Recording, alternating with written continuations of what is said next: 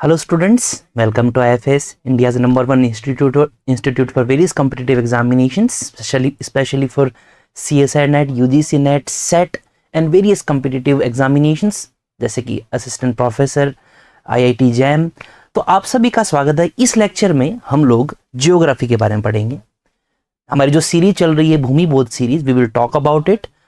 इसमें आज हम लोग वाटर साइकिल पढ़ेंगे। ये जो सीरीज है इसमें 35 to 40 लेक्चर्स हो चुके हैं। तो ये सीरीज जो कि ज्योग्राफी टारगेटेड है specially, but it is also helpful for your paper 1 also.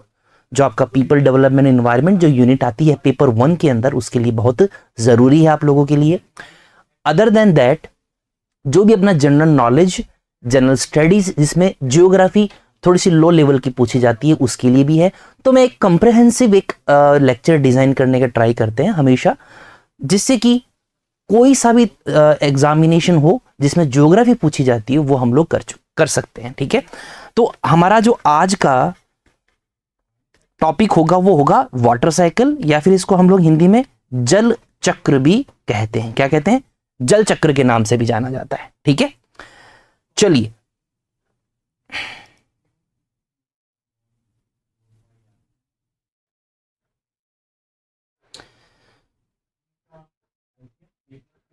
तो जल चक्र के बारे में स्टूडेंट्स आप क्या जानते हैं बताइए।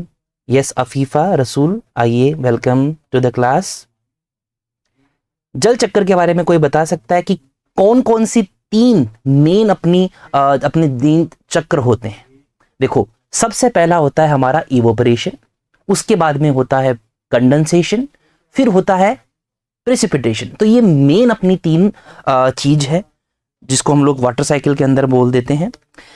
तो बेसिकली ये जैसे आपके सामने जो डायग्राम दिख रहा है, ये पूरा वाटर साइकिल का डायग्राम है कि किस तरह से इवोपरेशन हो रहा है।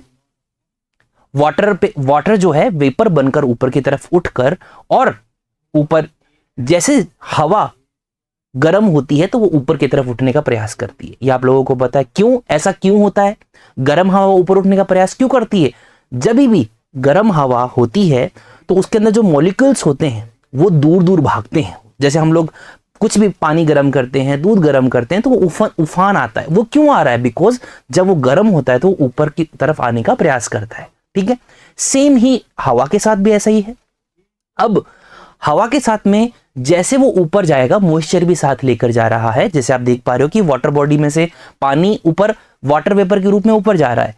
अब जैसे जैसे ये पानी ऊपर की तरफ जाएगा, हवा ऊपर की तरफ जाएगी मॉइस्चर वाली, वैसे वैसे ठंडी होती जाएगी। ये गर्म थी और जैसे ऊपर की तरफ जाएगी तो इसे कहा जाता है एडियाबैटिक कूलिंग। एडियाबैटिक कूलिंग, ठीक है। क्या नाम से बोला जाता है कि जैसे से हवा ऊपर की तरफ जाएगी ठंडी होती जाती है, भारी होती हुई चलती है, तो उसे कहा जाता है एडियाबैटिक कूलिंग ऑफ एयर। ठीक है, यहां तक समझ में आया। अब हवा ऊपर की तरफ चली गई, ऊपर ठंडा है, टेम्परेचर आपको पता है जैसे से हम लोग ऊपर जाते हैं पर किलोमीटर 6.5 डिग्री टेम्परेचर अपना डाउन होता है। 6.5 डिग्री तापमान है वो गिर जाता है 1 किलोमीटर की हाइट पर। तो आप सोचिए कितना ज्यादा एक्सट्रीम टेम्परेचर हो जाता है ऊपर की तरफ। अब जब वो वाटर वेपर ऊपर गया तो वहां पर उसको तरह तरह के डस्ट पार्टिकल्स मिलेंगे, गैस पार्टिकल्स मिलेंगे, एरोसोल्स मिलेंगे, जैसे SO2, nitrous oxide, sulphur oxides वगैरह मिलेंगे। वहां पर पोल्यूशन के माध्यम से जो ऊपर की तरफ चले गए हैं, या फिर वोल्केनिक इरप्शन के द्वारा जो गैस, ऐश, राख है वो ऊपर की तरफ चली गई है, वो उसके ऊपर सेटल होना स्टार्ट हो जाएगी। मानते हो? उस वाटर वेपर के ऊपर सेटल होना स्टार्ट हो जाएगी। तो पहले से ही वो वाटर वेपर ऊपर आ रहा, तो ठंडा होने के कारण भारी हो रहा था। खूब सारे वाटर वेपर आपस में चिपक गए थे। ऊपर से इस तरह के जो एरोसोल्स बोलते हैं इनको, ये जो अपन बोलते हैं ना कि वाटर वेपर के ऊपर जो सेटल होता है उसे कहा जाता है एरोसोल्स। वो एरोसोल्स इसके ऊपर चिपक जाते हैं, वो और भारी हो जाता है, और एक लेवल ऐसा आता है ऊपर जाकर, मतलब जब वाटर वेपर, खूब सारे वाटर वेपर एक दूसरे से कंबाइन हो जाते हैं तो उसी को क्लाउड्स कहते हैं। ठीक है, ये क्लाउड फॉर्मेशन होता है। और जब क्लाउड्स की मतलब एयर की कैपेसिटी खत्म हो जाती है कि मैं इससे ज्यादा होल्ड नहीं कर सकती हूं, इसको बोलते हैं सैचुरेशन, तब जाके हमारा प्रेसिपिटेशन हो जाता है। और प्रेसिपिटेशन किस माध्यम से होता है? वो स्नोफॉल भी हो सकता है, वो रेनफॉल भी हो सकता है। तो ये है अपनी वाटर साइकिल। ठीक है, समझ में आया यहां तक? ओके, चलो आगे बढ़ते हैं। देखिए, तो अगर हम नोट्स पर्पज से जाने तो water cycle is a way that water moves all the around, पूरी तरह से देखो घूम रहा है, जो इसे वाटर वेपर कहते हैं। आपको स्लाइड पूरी दिख रही है क्या? कट तो नहीं रहा है ये? Give me a moment. Yes, नहीं कट रहा है, ठीक है ठीक है, सब कुछ ठीक है। कुछ भी क्वेश्चंस हो आप मुझे पूछ सकते हैं बीच बीच में, आप कमेंट बॉक्स खुला हुआ है तो आप जरूर उसमें पूछिए, जो भी डाउट्स आपके हैं, क्वेश्चंस हैं, वो यहीं पर ही सॉल्व हो जाए। तो आपका जो भी ये 40-45 मिनट्स का जो सेशन रहता है वो प्रोडक्टिव होना चाहिए, है ना। With my point of view से तो प्रोडक्टिव रहता ही है, आपके पॉइंट ऑफ व्यू से भी प्रोडक्टिव रहना चाहिए। तो जो भी कुछ डाउट्स हो तुरंत पूछ लेना। आगे बढ़ते हैं स्टूडेंट्स। तो वाटर साइकिल की जो एकदम नाइव जो डेफिनेशन वो क्या है कि पानी सॉलिड, लिक्विड और गैस में अपनी पृथ्वी पर घूमता रहता है, that is water cycle. Water cycle को एक और नाम से भी जाना जाता है, उसे कहा जाता है hydrologic cycle. Hydro means water, तो आप समझ जाइए क्या है, ठीक है। तो इसको आप याद रखो, कभी आपको पूछ लिया जाए कि हाइड्रोलॉजिक साइकिल क्या है, that is also the other name of water cycle, ठीक है। अब आगे, अर्थ हैज बीन रिसाइकलिंग, ये क्या हो रहा है? वाटर वेपर ऊपर जा रहा है, कंडेंसेशन हो रहा है, फिर वापस प्रेसिपिटेशन आ रहा है, ये क्या है? ये वाटर की रिसाइकलिंग हो रही है। अगर सपोज कीजिए वाटर साइकिल नहीं होती तो अपना तो ओशन वाटर तो पूरी तरह से सैलाइन है, सैलिनिटी से भरा हुआ है। पता है ना आपको, 3.5 जो % मास है पूरे ओशंस का, वो तो पूरा का पूरा सॉल्ट से भरा हुआ है। तो हमारा जो ये ओशन वाटर है वो सॉल्टी वाटर है, हम उसको अनड्रिंकेबल है वो वाटर। तो बेसिकली हमारी जो अर्थ है इस पानी को रिसाइकल कर रही, कितने सालों से? 4 बिलियन ईयर्स, ठीक है। 4 बिलियन ईयर से पानी को रिसाइकल किया जा रहा है धरती के द्वारा। और कैसे किया जाता है? वाटर साइकिल के द्वारा किया जाता है। There are 4 main parts of water cycle. Water cycle के 4 प्रकार होते हैं, ठीक है। पहला इवोपरेशन, वाटर वेपर बनता है, पानी ऊपर की तरफ उठता है। दूसरा प्रोसेस होता है कन्वेक्शन या कंडक्शन, जो हीट, जो वाटर वेपर ऊपर उठता है तो उस प्रोसेस को हम लोग कन्वेक्शन भी कह देते हैं। कन्वेक्शन या फिर कंडेंसेशन, ज्यादा जो टर्म यूज होती है आप देखोगे बुक्स में, यहां पर कंडेंसेशन यूज होता है। तो second process is condensation, third is precipitation and the fourth is collection, या फिर हम लोग इसको स्टोरेज भी कह देते हैं,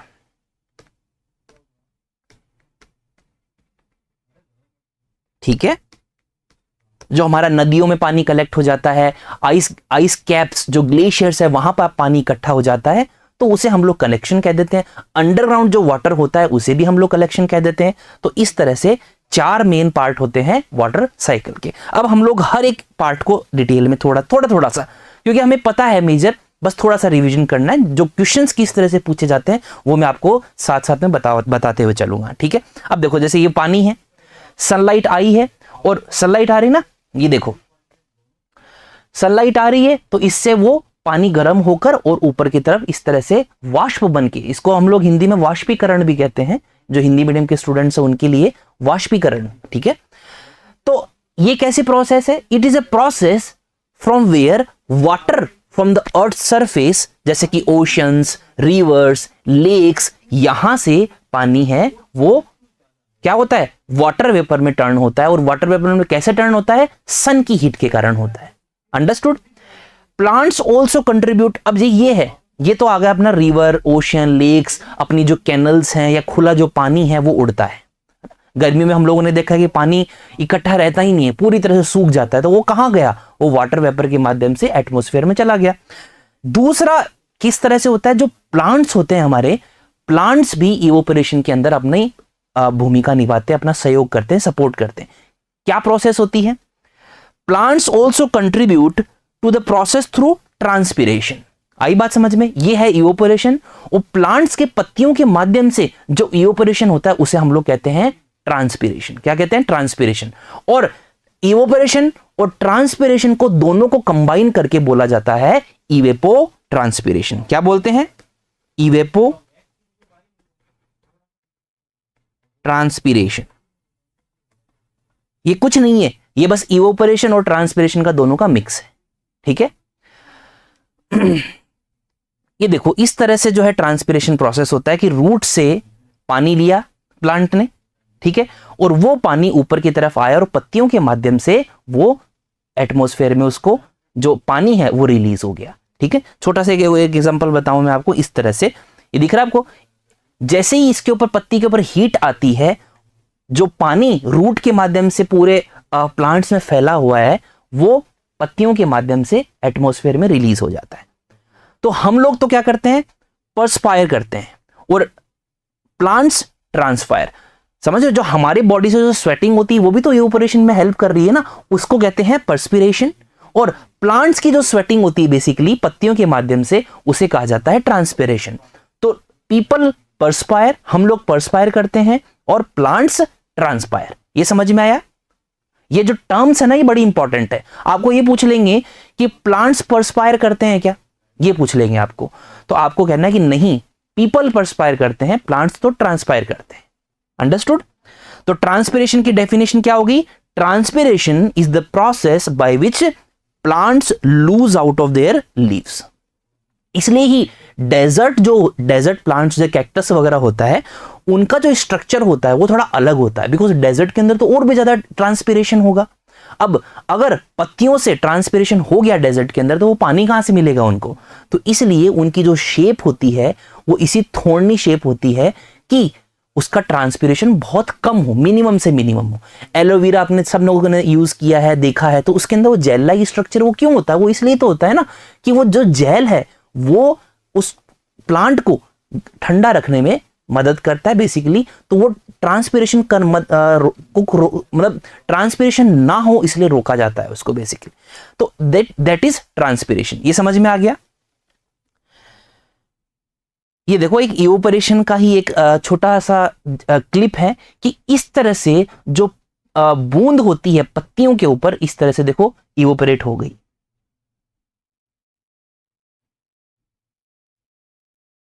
the source where have taken this, उसमें तो यही लिखा हुआ था कि this is the real time drop which is जो कि हमारे ट्रांसपिरेशन मतलब वेपर बन के उड़ रही है। अब I don't know whether this true और not, but this is how a transpiration occurs. Evaporation इस तरह से होता है। ओके, यहां तक किसी को कोई दिक्कत? कमेंट बॉक्स में कुछ आपको पूछ सकते हो, आप कुछ भी पूछना है आपको। If you have any doubts you can ask me. यहां तक क्लियर है?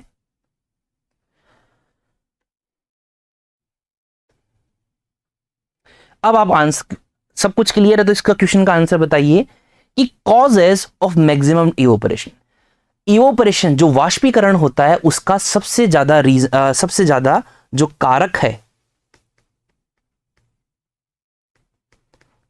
कौन सी गैस जो यह लिखी हुई है सामने, नाइट्रोजन, कार्बन डाइऑक्साइड, ऑक्सीजन या फिर ओजोन, कौन सी गैस ऐसी है जो कि इवेपोरेशन में सबसे ज्यादा अपनी भागीदारी निभाती है? बताइए, कमेंट बॉक्स में बताइए सब लोग।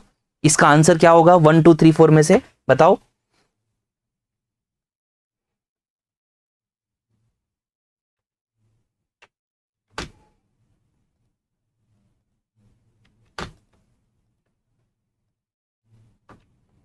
मैंने आपको पोल दिया है, इसमें I've given the poll, answer बताइए इसका जल्दी से। गुड मॉर्निंग प्रतीक, आइए।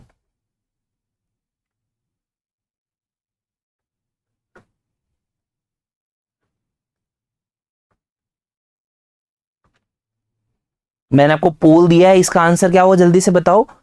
थोड़ा सा कंफ्यूजिंग हो सकता है पर मैं आपको चलो आपके लिए सरल बना देता हूं। नाइट्रोजन और ऑक्सीजन का ज्यादा रोल नहीं रहता है, ठीक है? नाइट्रोजन ऑक्सीजन का रोल नहीं रहता है। अब आपके सामने बची है दो, कार्बन डाइऑक्साइड और ओजोन। इन दोनों में से कौन सा आंसर होगा?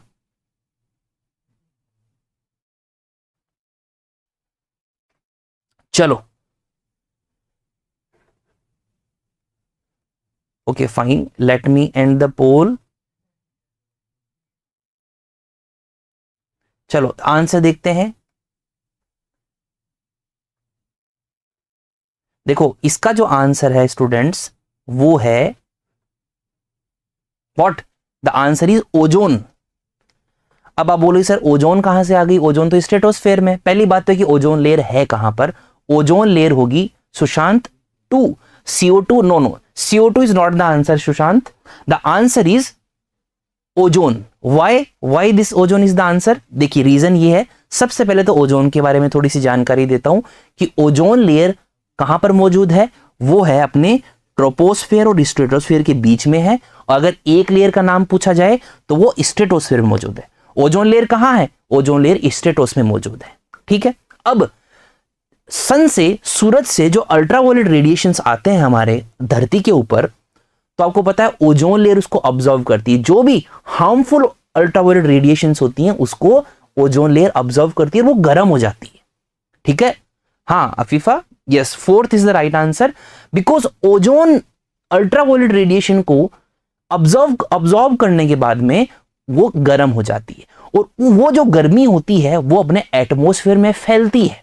और जब एटमॉस्फेयर गर्म होगा तब बेसिकली जो इवेपोरेशन है, मतलब जब एटमॉस्फेयर गर्म होता है तो पूरी धरती गर्म होती है, बिकॉज हवाओं के माध्यम से वो जो हीट होती है वो डिस्ट्रीब्यूट हो जाती है पूरी धरती के ऊपर। आई बात समझ में? इसी वजह से तो ग्लोबल वार्मिंग बढ़ रही है। तो क्योंकि क्या हो रहा है, ग्लोबल वार्मिंग तो ऊपर हो रही है ना, हमारा सरफेस क्यों गर्म हो रहा है? बिकॉज एटमॉस्फेयर और सरफेस का सीधा संबंध होता है। एटमॉस्फेयर जितना ठंडा होगा सरफेस भी उतना ही ठंडा होगा। एटमॉस्फेयर जितना गर्म होगा उतना ही हमारे अर्थ की सरफेस के ऊपर भी प्रॉब्लम्स क्रिएट होंगी। वेलकम ऐश्वर्या। तो इसका जो आंसर है वो है फोर्थ, ओजोन, याद रखिएगा। चलिए, ओजोन, एक छोटा सा एक और क्वेश्चन आया हुआ था, तो मैं आपको साथ साथ में ये भी इंफॉर्मेशन दे दूं कि गुड ओजोन और बैड ओजोन, अच्छी ओजोन और बुरी ओजोन, ये क्या होती है? ये क्वेश्चन आया हुआ है एग्जामिनेशन में। तो देखिए, जो ओजोन स्ट्रेटोस्फेयर में मौजूद है, जो ओजोन लेयर अल्ट्रावायलेट रेडिएशन को ऑब्जॉर्व करती है, वो अच्छी ओजोन है हमारे लिए। और जो ओजोन हमारे सरफेस के पास रहती है वो हमारे लिए अच्छी नहीं होती है, उससे हमारे आईज में इरिटेशन हो सकता है। ठीक है, हमारे ज्यादा अगर हम लोग एक्सपोजर रहेंगे ओजोन से तो हमारे जो है स्मॉग देखा है आपने, कोहरा जो होता है, दिन में भी कोहरा हो जाता है। कोहरे का मतलब वो तो स्मॉग होता है, पोल्यूशन के कारण होता है। तो जो ओजोन लेयर है हमारे ह्यूमन प्लस इन्वायरमेंट के ऊपर इंपैक्ट डालती है। तो ट्रोपोस्फेयर वाली जो ओजोन है वो बेकार ओजोन है, बैड ओजोन है, और स्ट्रेटोस्फेयर वाली जो ओजोन है वो अच्छी ओजोन है। I hope this is clear. तो आगे बढ़ने से पहले मैं बता दूं कि paper 1 and along with the subjects economics, geography, English, commerce, management, computer science, इनके हमारे बैचेस लॉन्च हो चुके हैं 18 और 20 सितंबर से।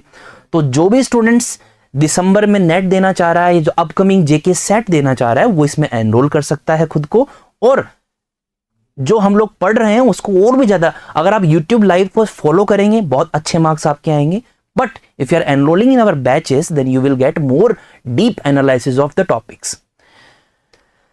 Along with it, we have launched RPSC Assistant Professor also from 4th of September. 4 सितंबर से लॉन्च हो चुका है।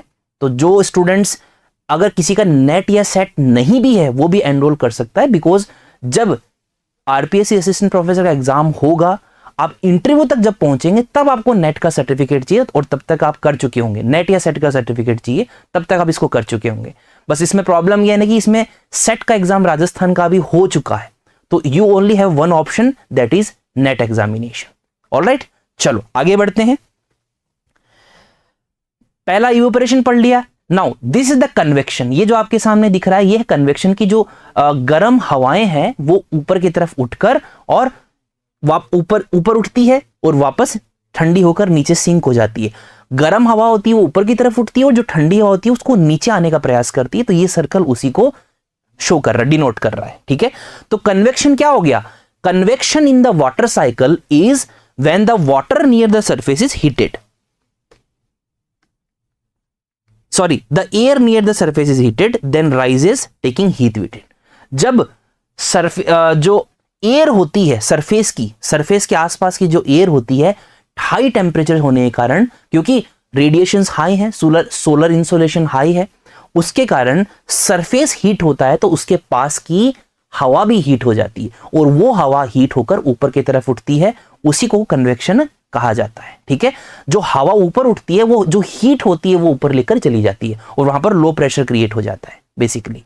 तो this is our convection. Water vapour in the air, जो हवा उठाकर ले जा रही है, सपोज कीजिए कि एकदम सूखी जमीन पर हवा ऊपर की तरफ उठ रही है तो उसमें तो किसी भी तरह का मॉइस्चर नहीं होगा, तो वो सिर्फ कन्वेक्शन है। अगर वो जो हवा है वो ओशन सरफेस से उठ रही है तो अपने साथ में वाटर वेपर भी लेकर जाती है, और वाटर वेपर जैसे ही ऊपर जाएगा वो कोल्ड हो जाएगा और वापस लिक्विड में चेंज हो जाएगा। वो जो हवा थी, वेपर थी, वो ऊपर जाकर वापस लिक्विड में चेंज हो जाती है, बेसिकली क्लाउड फॉर्मेशन हो जाता है, और इसी को कंडेंसेशन कहा जाता है। ठीक है, यहां तक समझ में आया? Welcome Aishwarya to the class. आइए, ये देखो इवोपरेशन हो रहा है और ऊपर देखो क्लाउड फॉर्मेशन हो रहा है। तो ये जो प्रोसेस होती है ना, अब एक क्लाउड फॉर्मेशन कहां गया, क्लाउड कहां गया, गायब हो गया? गायब नहीं हुआ, ये अपना हवाओं के माध्यम से क्लाउड दूसरी जगह चला गया है। ठीक है, तो इसी को हम लोग ग्लोबल एयर सर्कुलेशन भी कहते हैं, कि हवा के माध्यम से क्लाउड्स हैं वो एक जगह से दूसरी जगह जाते हैं, उसी को हम लोग एयर सर्कुलेशन भी कहते हैं, ग्लोबल एयर सर्कुलेशन। तो this is the condensation before you. फिर एक टर्म आती है स्टूडेंट्स, क्लाउड सीडिंग। बहुत ही न्यूज में है ये टर्म, और हमारे लिए इसको पढ़ना बहुत जरूरी है। आई don't know about the net, अभी जैसे नेट में तो शायद पूछा नहीं गया है, बट यूपीएससी के अंदर क्लाउड सीडिंग के बारे में पूछा गया है, क्योंकि हमें सारे एग्जाम्स के बारे में थोड़ा थोड़ा पता होना चाहिए, जैसे कि क्योंकि कमीशंस होते हैं वो नया कुछ नहीं लेकर आते हैं, वो दूसरे एग्जाम्स जो होती हैं उसी से ही क्यों लेकर, उसी से ही इंस्पायर होकर और आपका जो है जनरल नॉलेज चेक करते हैं। तो क्लाउड सीडिंग कैसे होती है स्टूडेंट, ये एग्जाम में क्वेश्चन को क्या पूछा गया था कि क्लाउड सीडिंग में यूज होने वाला कंपाउंड का नाम बताइए। तो द क्लाउड सीडिंग के अंदर जो कंपाउंड होता है उसका नाम है सिल्वर आयोडाइड। क्या नाम है? सिल्वर आयोडाइड नाम है उसका। होता क्या है, सिल्वर आयोडाइड या तो नीचे से हम लोग स्प्रे करते हैं, ये बेसिकली एक एरोसोल्स होता है। सीधा सा छोटा सा फैक्ट है कि ऊपर क्लाउड्स जब एकदम सैचुरेटेड हो जाते हैं ना, तभी वो बारिश करते हैं। और हम लोग इसका यूज क्यों कर रहे हैं, क्योंकि जैसे ही ये क्लाउड्स के अंदर जाता है वहां पर वाटर वेपर के ऊपर वो सेटल हो जाता है, और वाटर वेपर भारी हो जाते हैं और उससे नीचे आने का वो प्रयास करते हैं। ये आर्टिफिशियल रेन भी बोला जाता है इसको।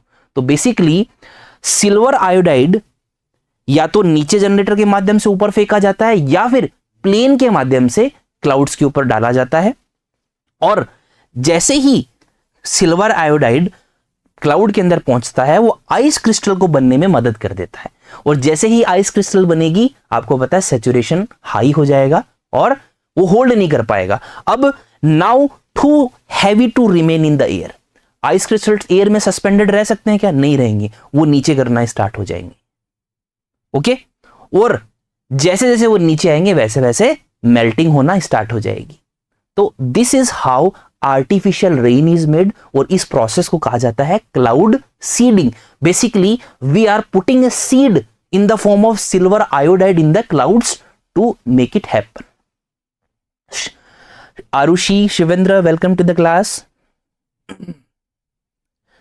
नाउ स्टूडेंट्स, ये भी आपको याद रखना है कि आईआईटी कानपुर, हमारी जो आईआईटी है इंडिया की कानपुर, उन्होंने सक्सेसफुली आर्टिफिशियल रेन का टेस्ट किया है। तो ये आपको, ये रिसेंट का तो नहीं है, अभी 3-4 महीने पहले पुराना ये न्यूज है। तो इन्होंने, आईआईटी कानपुर के रिसर्चर्स ने सक्सेसफुली आर्टिफिशियल रेन टेस्टिंग कर ली। अब आप सोचिए कि अगर ये टेक्नोलॉजी सक्सेसफुल हो गई पूरी तरह से, तो हमारे जहां भी जैसे मान लो राजस्थान का डेजर्ट एरिया है, उत्तर प्रदेश का बुंदेलखंड एरिया है, जहां पर बारिश की कमी के कारण ना तो एग्रीकल्चर होता है ना ही इंडस्ट्री सेटअप होती है। Okay, so this cloud seeding, इसकी वजह से क्या हो सकता है, आप सोच के देखिए ना, आर्टिफिशियल रेन हो रही है, जहां हम चाहेंगे वहां पर बारिश हो सकेगी, तो किसी भी तरह की हमारे पानी की प्रॉब्लम नहीं रहेगी। ठीक है, तो ये आपको याद रखना है, क्लाउड सीडिंग। चलो आगे बढ़ते हैं। क्वेश्चन है, which one of the following would be formed if water vapor accumulates on the surface of dust particles? Dust particles के ऊपर वाटर वेपर एक्यूमुलेट हो जाए, या फिर वाटर वेपर के ऊपर डस्ट पार्टिकल एक्यूमुलेट हो जाए, तो क्या बनता है? क्या होगा इसका आंसर? स्टार, प्लेनेट, गैलेक्सी या फिर क्लाउड? जल्दी से इसका आंसर बताइए, मैं आपके लिए पोल स्टार्ट करता हूं।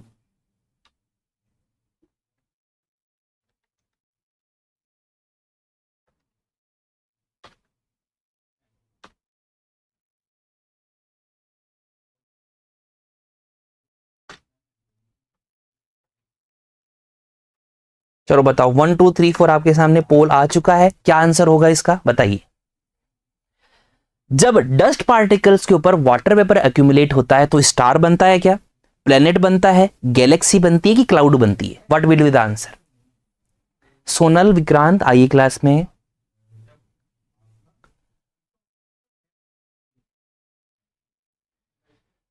ओके कोई कोई 2 भी बता रहे हैं। नहीं नहीं, थोड़ा ध्यान से, ऐसे मत कीजिए, ध्यान से पढ़िए इसको। अभी तो बताया है मैंने, और क्या किया? जो क्लाउड सीडिंग है वो यही तो ही थी। The answer is cloud. जब भी डस्ट पार्टिकल्स के ऊपर वाटर वेपर एक्यूमुलेट हो जाते हैं तो क्या बनता है? क्लाउड फॉर्मेशन हो जाता है। The cloud would be the right answer. Alright, ठीक है, चलिए, गुड।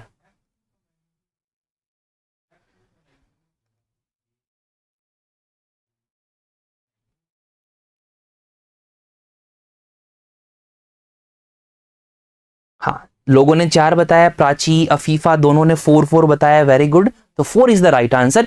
इसी तरह के क्वेश्चंस पूछे जाते हैं एग्जामिनेशन के अंदर, एकदम नॉर्मल, ठीक है। क्लाउड सीडिंग के अंदर कौन सा एलिमेंट कंपाउंड यूज होता है, कमेंट बॉक्स में बताओ। अभी मैंने जो क्लाउड सीडिंग आपको बताई है उसके अंदर कौन सा कंपाउंड यूज में लिया जाता है, जल्दी से कमेंट बॉक्स में बता दो। Reshma good morning, good morning, आइए। फिर आता है अपना प्रेसिपिटेशन। पहला आप मान कर लिया evaporation, second is condensation, and the fourth is third one is precipitation. As you can see the rainfall, इस तरह से रेन ड्रॉप्स ड्रॉपलेट्स हैं वो गिरती हैं हमारे सरफेस के ऊपर। Now precipitation occurs, yes Prachi, silver iodide, right answer, बहुत अच्छा। बस यही मुझे आपके लिए दिमाग में डालना था कि सिल्वर आयोडाइड यूज होता है, बिकॉज ये एग्जाम में पूछा गया है बहुत बार, ठीक है। आपको सिल्वर ट्राई ऑक्साइड दे देंगे, सिल्वर ऑक्साइड दे देंगे, ठीक है, सिल्वर के साथ में कुछ और कंपाउंड दे देंगे, तो आपको सिल्वर आयोडाइड को याद रखना है। चलो, precipitation occurs when water has condensed that the air can not hold anymore. जब वाटर वेपर ऊपर उठा, उसके ऊपर डस्ट पार्टिकल सेटल हो गए, ठीक है, या फिर डस्ट पार्टिकल के ऊपर वाटर वेपर सेटल हो गया, तब क्या होता है? वाटर उसको एयर उसको होल्ड नहीं कर पाती, आइस क्रिस्टल्स बन जाते हैं। और जब आइस क्रिस्टल्स बनते हैं तब वो एयर उसको होल्ड नहीं कर पाती हैं और वो गिरना स्टार्ट हो जाते हैं। और जैसे वो ऊपर से नीचे की तरफ गिरते हैं तो हमें रेनफॉल दिखने को मिलती है। अब जितनी ज्यादा वार्म एयर, गर्म एयर ऊपर की तरफ रहेगी, अगर मान लो आइस क्रिस्टल्स नीचे की तरफ गिर रहे हैं और उनको जब वो नीचे की तरफ गिर रहे होते हैं तो उनको गर्म हवाएं मिलती है कि हेलो सर आप आ रहे हो, चलो गिरो नीचे। तो वो गर्म एयर की वजह से वो जो आइस क्रिस्टल्स होते हैं वो बहुत जल्दी वाटर लिक्विड में चेंज हो जाते हैं।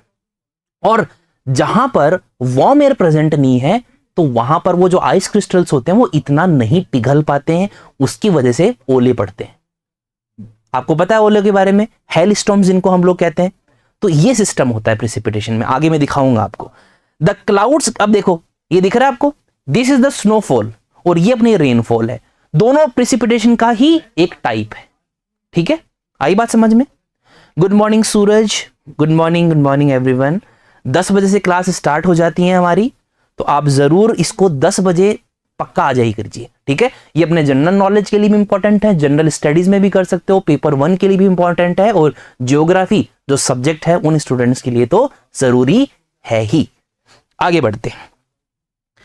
ये देखो, ये मैं बताना चाह रहा था आपको, जब जितनी ज्यादा वार्म एयर होगी वहां पर रेन होगी, जितनी कम वार्म एयर होगी वहां पर क्या हो रहा है? स्नो हो रही है और स्लीट हो रही है, यानी ओले पड़ रहे हैं या फिर स्नोफॉल होती है। तो स्नोफॉल कहां होती है? अब आप इसको देख के समझ जाओ, स्नोफॉल हमारे हमेशा माउंटेन्स पर ही क्यों होती है, हमारे प्लेन्स मैदानी क्षेत्रों में क्यों नहीं होती है ना? यूपी, हरियाणा, पंजाब, राजस्थान, वहां क्यों नहीं होती है? ठंड तो वहां भी होती है, विंटर्स तो वहां भी होती है। द रीजन इज क्योंकि इतना वहां अपन जब नीचे आता है, जब प्रेसिपिटेशन होकर पानी, तो उसको माउंटेन्स के ऊपर बिल्कुल भी वार्म एयर नहीं मिलती है। तो उसकी वजह से क्या होता है कि वो जो आइस क्रिस्टल होता है वो पूरी तरह से मेल्ट नहीं हो पाता है। This is the reason of snowfall और रेन। तो ये आपको मैप है, ये जो डायग्राम है आपको याद रखना है। ये बड़ा ही अच्छा डायग्राम है, इसमें सब चीजें लिखी हुई है। rain, freezing rain, sleet and snow. These are all are the type of our precipitation.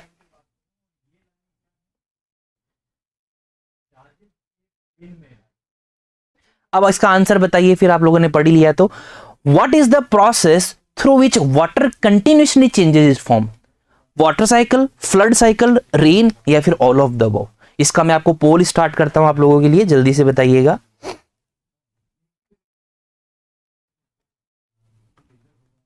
Good morning Neha.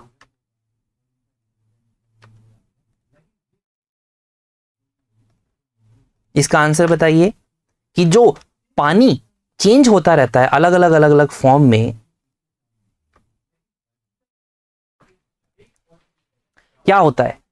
पानी का फॉर्म लिक्विड से गैस में चेंज हो रहा है, गैस से सॉलिड में चेंज हो रहा है, या फिर वापस लिक्विड में चेंज हो रहा है, लिक्विड से वापस सॉलिड में चेंज हो रहा है। तो ये जो चेंजमेंट होते हैं ये क्या होते हैं? उस साइकिल को क्या कहा जाता है?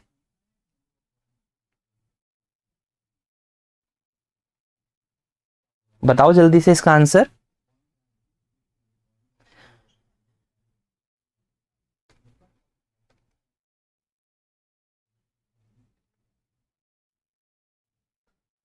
ओके, आप बता रहे हो ए राइट आंसर है, वाटर साइकिल में होता है। सीधा सा बात है, इवोपरेशन क्या होता है? लिक्विड पानी है वो लिक्विड फॉर्म में है और वो वेपर्स में चेंज हो रहा है, ठीक है, गैस में चेंज हो रहा है। और कंडेंसेशन होकर वही जो पानी है गैस से या तो स्नो, अगर वेपर डायरेक्टली स्नो में चेंज हो रहा है तो आप सोचिए वो सॉलिड में चेंज हो रहा है, और वो नीचे की तरफ आता है और तो वो लिक्विड में चेंज हो जाता है। तो जो पानी है अपना कंटिन्यूसली फॉर्म चेंज करता हुआ रहता है, उसे कहा जाता है water cycle. Yes, A is the correct answer. Alright, बहुत अच्छे, यानी समझ में आ गई वाटर साइकिल आपको, यही होती है, बस इतना सा छोटा सा चीज रहती है। यस, पोल आपने अच्छा किया। राइट, आगे बढ़ते हैं। फिर बताइए, the water cycle depicts the continuous movement of water within the earth and atmosphere. अपने अर्थ और एटमोस्फेयर के बीच में जो भी सर्कुलेशन होता है उसे वाटर साइकिल कहते हैं। अलग अलग तरह की प्रोसेस होती है, अपने सारी पढ़ी है, सारी पढ़ ली ना। अब बताइए पहले नंबर पे कौन सी है, दूसरे पे कौन सी है, तीसरे पे कौन सी है और चौथे पे कौन सी है? What will be the right answer? A, B, C, D, which will be the right answer? बताओ। आप इसको देखिए, मैं पोल स्टार्ट करता हूं आप लोगों के लिए।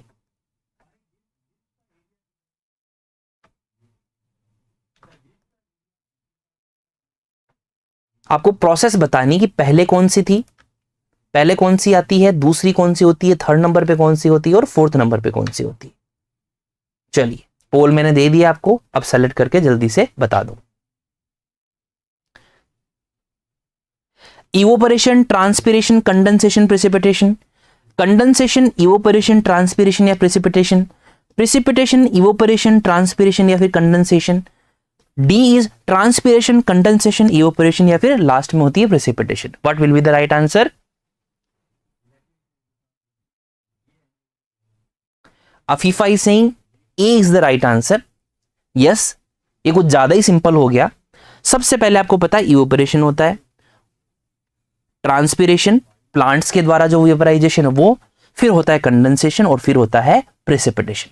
थोड़ा सा ये हार्ड, आप ये तो थोड़ा इजी था बिकॉज फर्स्ट नंबर पे नॉर्मली इवोपरेशन ही, चारों ऑप्शन में इवोपरेशन आ जाता है, इसमें नहीं है, कोई बात नहीं, लकी आप लोग लकी हो कि थोड़ा इजी रह गया, पर आपको बेसिकली समझ में आ गया होगा। And this is the more, जैसे कि प्लांट्स के द्वारा जो इवोपरेशन होता है उसे ट्रांसपिरेशन कह देते हैं, ठीक है। तो ये एक वापस एक साइकिल है basically, this is for the extra information. एक छोटा सा कॉन्सेप्ट और है स्टूडेंट्स, उसको बोलते हैं लेटेंट हीट, छुपी हुई जो हीट होती है वो। ये जो आपके सामने डायग्राम है दैट इज लेटेंट, वो लेटेंट हीट का डायग्राम है आप लोगों के सामने। देखो स्टूडेंट्स, जब आइस लिक्विड में चेंज होती है तो उसको क्या कहा जाता है? मेल्टिंग कहा जाता है ना, मेल्ट हो रही, आइस मेल्ट हो गई। तब जब आइस लिक्विड में चेंज होती है तो वो आइस जो है वो एनर्जी को लेती है, हीट को ऑब्जॉर्व करती है। ठीक है, जो वो हीट ऑब्जॉर्व हुई है वो लेटेंट हीट कहलाती है। जब लिक्विड आइस में चेंज होता है तब वो है हीट रिलीज करता है। क्या करता है? वो हीट रिलीज करता है इन्वायरमेंट के अंदर, उसे कहा जाता है फ्रीजिंग। आपके सामने है।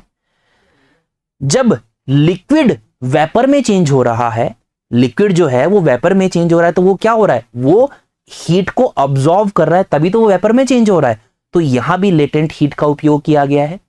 तो आइस से लिक्विड और लिक्विड से वेपर, ये जो प्रोसेस होती है दोनों, इनके अंदर हीट ली जाती है। और जब वेपर से लिक्विड में चेंज होता है, मतलब वेपर जो था वो जब लिक्विड में चेंज होगा तो हीट को रिलीज करेगा। क्या करेगा? हीट को रिलीज करेगा। और उसी हीट की वजह से इस लिक्विड का फॉर्मेशन होता है। इसमें भी ये लेटेंट जो हीट है, जो छुपी हुई हीट है, उसका भी रोल होता है इसको लिक्विड बनाने में। और जब लिक्विड से आइस बनती है तभी भी हीट का रिलीज होता है।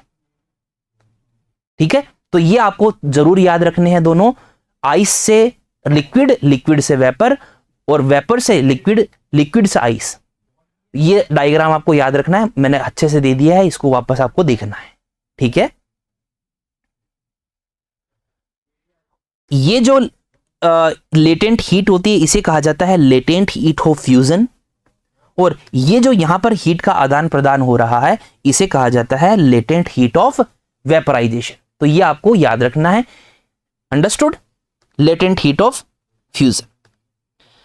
अगर आपको इस सेशन का पीडीएफ चाहिए तो पीडीएफ हमारे आईएफएस के एप्लीकेशन पर अवेलेबल हो जाएगा। ठीक है, along with the lecture available है, पीडीएफ अवेलेबल है। इसके अलावा आपको 5 से 10 क्वेश्चन भी, प्रैक्टिस क्वेश्चंस वाटर साइकिल से रिलेटेड आपको एप्लीकेशन में मिल जाएंगे। तो आप उनको जब अटेम्प्ट करोगे तो आपके पूरी तरह से वाटर साइकिल क्लियर हो जाएगी। और उसमें भी कुछ डाउट्स आ रहे हैं तो आप कमेंट बॉक्स खुला हुआ है, आप कमेंट कर सकते हैं वीडियो के नीचे। I will try to solve them. बस, ठीक है, तो आपको कहीं जाने की जरूरत ही नहीं पड़ेगी। चलो, फिर अपना फोर्थ नंबर, जो अपना फोर्थ स्टेज है, that is what? Our fourth stage is collection.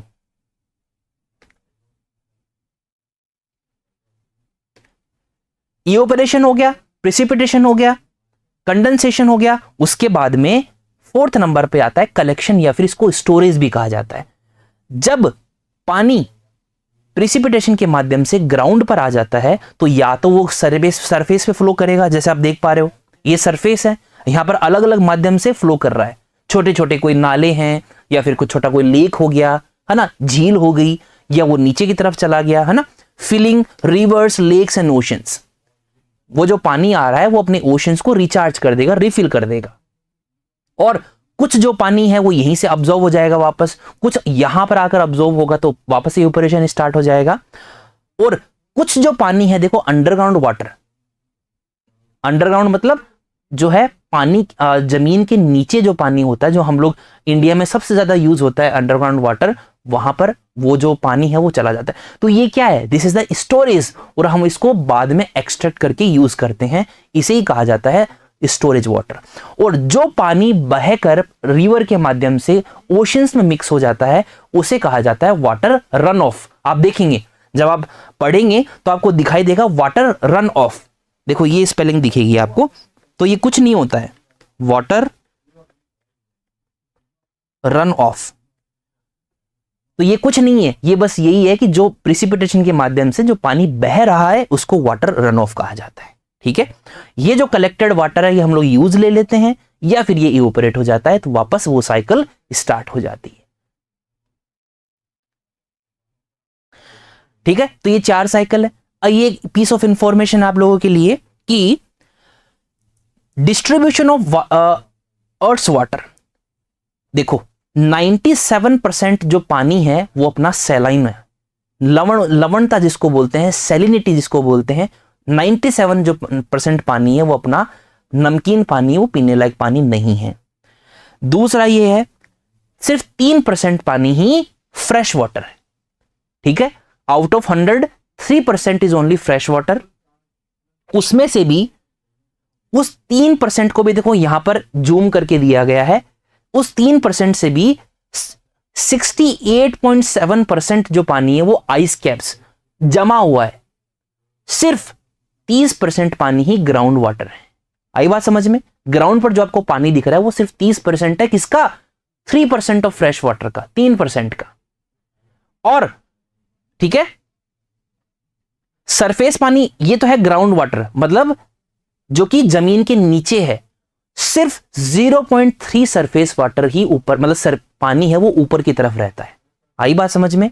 तो देखो कितना ज्यादा स्केर्स, कितना ज्यादा रेयर हम लोग रिसोर्स यूज कर रहे हैं कि 97% पानी को तो हम लोग यूज नहीं कर सकते। 3% पानी के अंदर से भी 70% के लगभग जो है वो जमा हुआ है, आइस कैप्स, ग्लेशियर्स, स्नो के रूप में सिर्फ।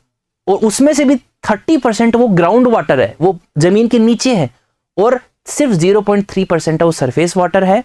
और सरफेस वाटर के अंदर से भी 87% जो पानी है वो लेक्स में मौजूद है, 2% पानी वो रिवर्स में है, और स्वाम्स मतलब जो वेटलैंड्स होते हैं वहां पर मौजूद है 11% पानी। ठीक है, जो रिवर्स डेल्टा बनाती हैं, तो डेल्टा के आसपास जो लैंड, जो भूभाग होता है, जो फीचर्स होते हैं, उन्हें कहा जाता है स्वाम्प्स। ठीक है, तो ये हमारा है डिस्ट्रीब्यूशन ऑफ अर्थ वाटर। समझ में आया? तो ये आपको थोड़ा सा याद रखना है, स्टैटिस्टिक्स याद रख लो, कितना % पानी फ्रेश है, उसमें से भी ग्राउंड वाटर कितना है, ये आपको याद रखना है। Which of the following is major source of fresh water which is available in India? हमें जो फ्रेश वाटर मिलता है उसका मेजर सोर्स कौन सा है? Ocean water, river water, pond water, या फिर ग्राउंड वाटर? बताइए। इसलिए मैंने आपको ये मैप दिखाया था। ग्राउंड वाटर 30% है, क्योंकि रिवर्स तो क्या है, सरफेस वाटर का 2% है। ठीक है, तो इसका आंसर होगा स्टूडेंट्स ग्राउंड वाटर। क्या होगा? Ground water will be the right answer. I hope this is clear. ठीक है, तो हमारे इंडिया के अंदर जो फ्रेश वाटर का जो सोर्स है वो है ग्राउंड वाटर। ठीक है, चलो आगे बढ़ते हैं। According to Central Ground Water Board of India, 70% of total water used in India is from ground water resources. अब ये CGWB जो बोर्ड है, ये मिनिस्ट्री ऑफ वाटर रिसोर्स के अंडर में आता है। 1954 के अंदर इसकी स्थापना हुई थी। आप देख पा रहे हो फोटो के ऊपर ही इनके लोगो है, वही लिखा हुआ है 1954 के अंदर। ओके, 70% इसकी रिपोर्ट है, इसके अनुसार 70% जो पानी है वो इंडिया ग्राउंड वाटर यूज करता है। ऑल्सो ये जो बोर्ड है इसने ये एस्टिमेट किया है कि जो 25% ग्राउंड वाटर जो हम लोग एक्सट्रैक्ट करते हैं वो अनसस्टेनेबल है। अब इस लाइन का मतलब क्या है? इस लाइन का मतलब ये है कि हम लोग जितना ग्राउंड वाटर यूज कर रहे हैं उतना ग्राउंड वाटर जमीन में वापस नहीं जा रहा है। आई बात समझ में? दिस पॉइंट इज क्लियर और नॉट? कि जितना हम लोग पानी का यूज कर रहे हैं, ग्राउंड वाटर को हम लोग निकाल रहे हैं बोरवेल के माध्यम से, वेल्स के माध्यम से, कंस्ट्रक्शन पर्पस के लिए, ड्रिंकिंग पर्पस के लिए, उतना रिप्लेनिश नहीं हो पा रहा है।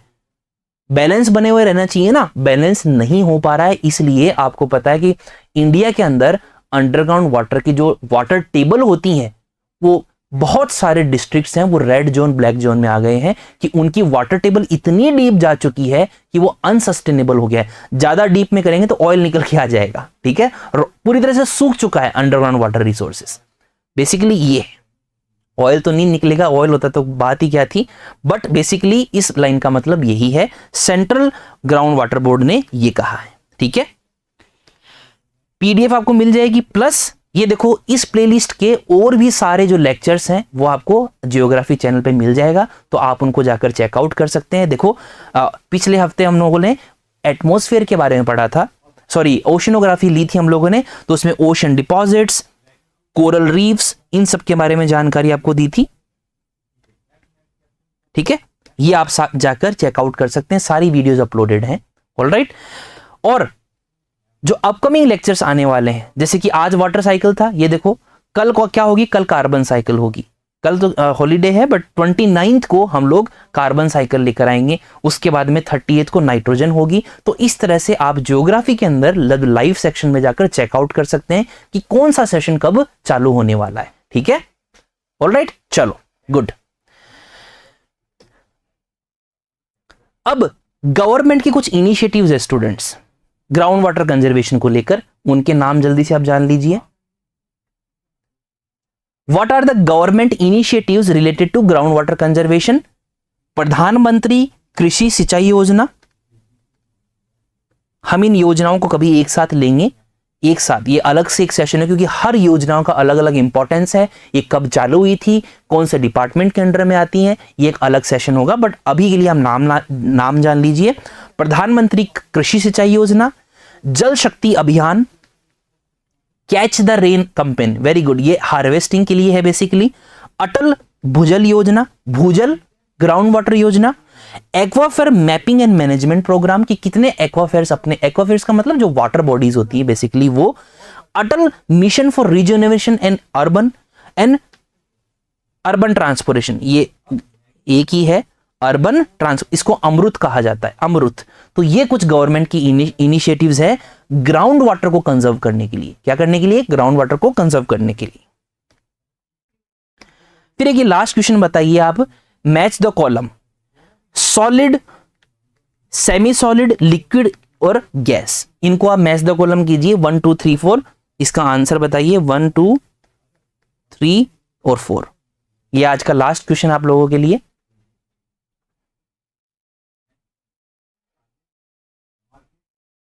देखो, सॉलिड है वो आइस है, पता ही है आप लोगों को। गैशियस वाटर वेपर है, लिक्विड है जो वाटर है, और सेमी सॉलिड स्नो है। स्नो ना तो प्योर एकदम सॉलिड होती है कि हमारे आकर जब ओले गिरते हैं वो पूरे सॉलिड में आते हैं तो वो एकदम लगती है, चोट लग जाती है। बट जो स्नोफॉल होती है उसको तो हम लोग एंजॉय करते हैं कि ना तो वो सॉलिड है, वो ना वो लिक्विड है, वो सेमी सॉलिड में आती है। तो ये आपका मैचिंग है, इस तरह से क्वेश्चंस आपको पूछे जा सकते हैं, ठीक है।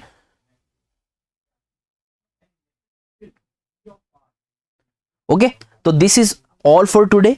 आई होप आपको सेशन अच्छा लगा होगा। और ये आपके सामने लास्ट एक है, आप इसको जरूर पढ़िएगा, इस डायग्राम को, इससे आपको सारा क्लियरिटी आ जाएगी कि precipitation, condensation, evaporation, collection, water run of, ground water, सब कुछ इसमें लिखा हुआ है, ठीक है। तो ये आपके लिए बहुत इंपॉर्टेंट एक डायग्राम है। ऑलराइट, तो this is all for today. Day after tomorrow on 29 we will talk about carbon cycle, ठीक है। चलिए, तो I hope you like the session. इसको अगर आपको अच्छा लगा, इंफॉर्मेटिव लगा तो इसको लाइक कीजिए, चैनल को सब्सक्राइब कर लो, और अपकमिंग वीडियोस होती है उसे नोटिफाई कर लीजिए, जैसे कि जैसे ही लेक्चर चालू हो आपको पता चल जाए, ठीक है। And share with your friends. जो कमेंट सेक्शन में जब वो मंडली आती है ना, तब आपको भी मजा आता है और हमें भी इंटरेक्शन करने में अच्छा लगता है, आपके क्वेश्चंस हमको लेने में अच्छा लगता है, ठीक है। तो see you tomorrow, take care, bye bye, and till then keep smiling, keep revising. और एग्जाम आ रही है तो अपनी कमर कस लीजिए, ठीक है। Thank you so much.